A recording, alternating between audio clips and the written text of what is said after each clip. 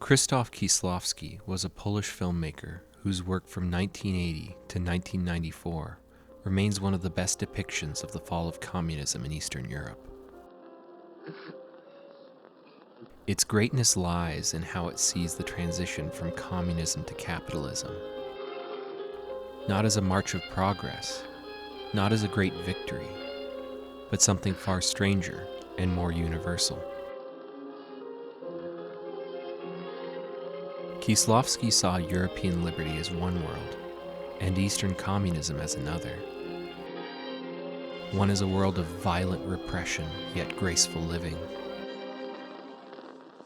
The other is a world of boundless opportunity, yet abundant peril.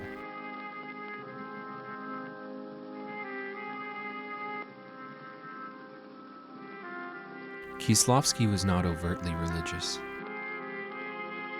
but his sense of spirituality dictated one rule. The only way to move from one world to another is to die. The funny thing is, it has to happen backwards. Over 5 films, Kieślowski explains how this is done, and perhaps how we, in the West, will have to do it too.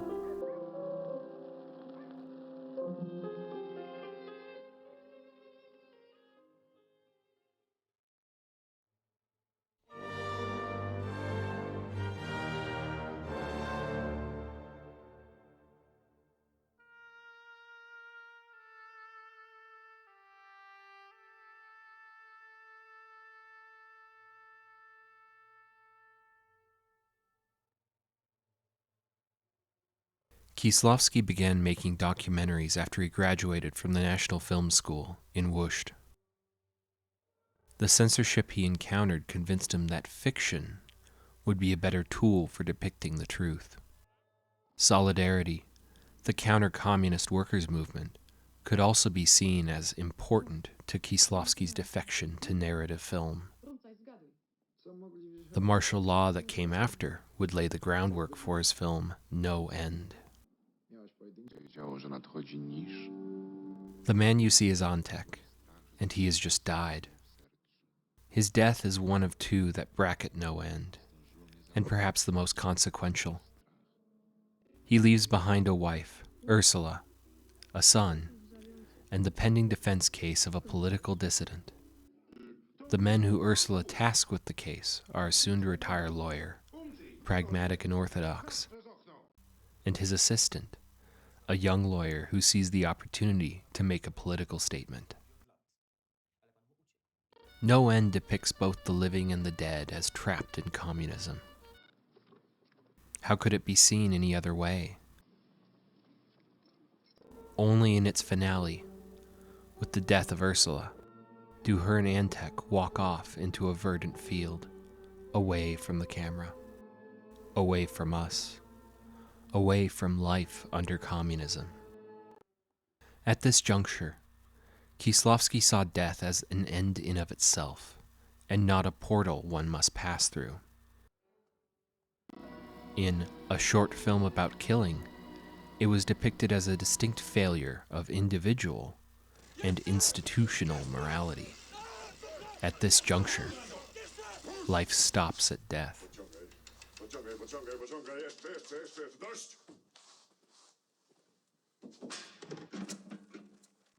This woman and her double will show us the other side.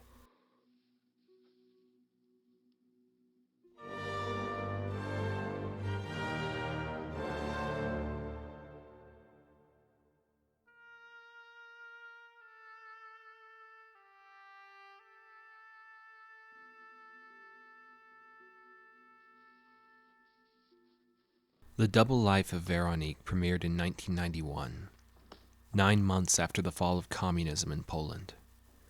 It follows 2 identical women, the Polish Veronika and the French Veronique.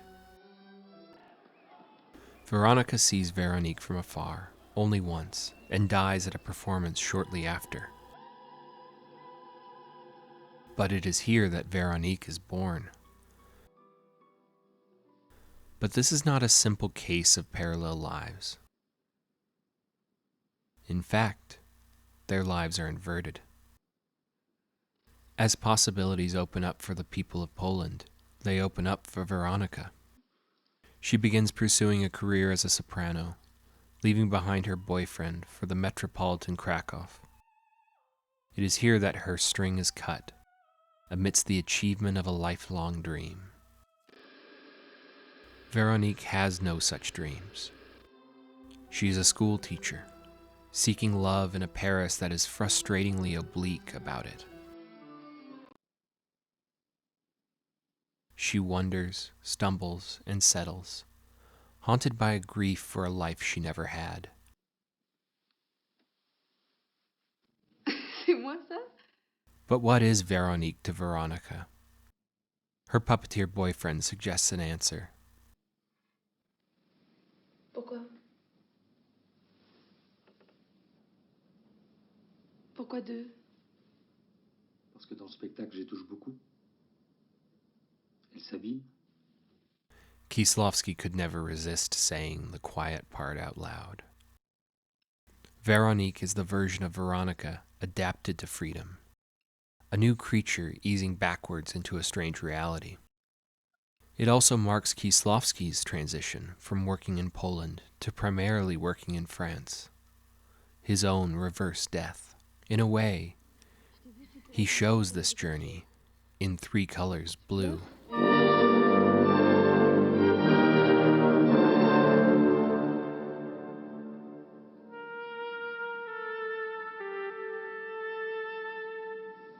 C'est lourd. The start of what would be Kieślowski's crowning achievement, the Three Colors trilogy, begins with a car crash. Julie, the film's central character, survives, but her husband and daughter do not.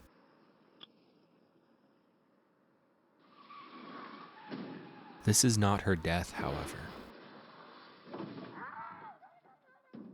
This is.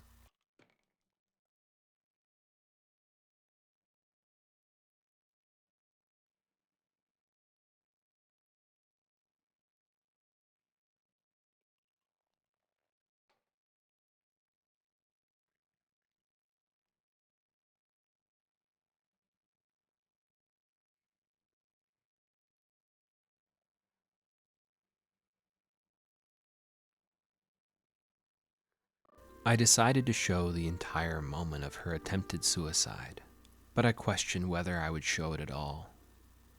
Beyond the valid moral weight of depiction, the strange course of life has made this moment particularly painful for me.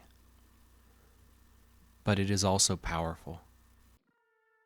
It shows that crossing into the world of freedom, reversing away from death, is a choice, despite all the suffering one must endure to leave behind an old life. Julie acts out all the elements of approaching a known death. Her work life is disposed of. She says goodbye to those she loves. She gives away her most valued possessions, and she surrenders her home for a smaller dwelling. But after acting out this backwards death, Julie begins to live again. Tu m'as sauvé la vie. Non, j'ai rien fait du tout. Si, t'es venu. Je t'ai demandé, t'es venu, c'est pareil. Non. She develops a friendship with her sex worker neighbor. La cuisine. She gives her old home to a woman, but not just any woman. This woman is the mistress of her late husband and is carrying his child. Finally, she manages to find both her work and love. Julie shows one side of the reverse death, where one can be reborn with compassion and integrity. Elements of Kieślowski's filmmaking that begin to take on deeper prominence with his work in the freedom of Western Europe. This man Carol demonstrates the opposite. He will be reborn into capitalism.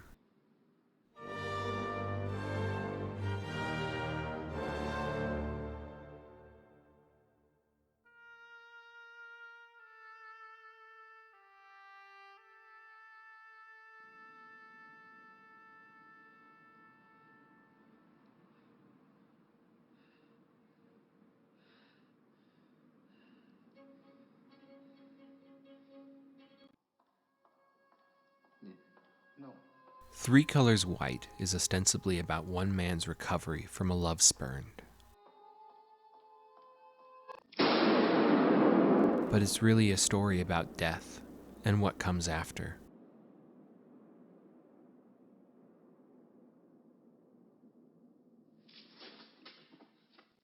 To był ślepak. Następny jest prawdziwy. And how it is a choice to live on. One that alters you, one that alters who you are as a human being, but a choice all the same. Teraz już nie. Carol is divorced by his wife for his impotence, has his accounts foreclosed, and is forced to return to his homeland of Poland in a suitcase. After this first metaphorical, legal death, he becomes involved in petty organized crime, in lockstep with capitalism returning to the Eastern Bloc. Carol embraces the ruthlessness of this backwards world. Here, we see him combing his hair like Gordon Gekko of Wall Street.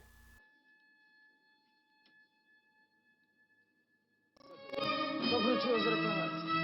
To banany? Tak. Blokujcie je w Łodzi, wchodzi, dawaj się sądzę. Carol, in the afterlife, becomes a preeminent capitalist, but it's to the end of revenge.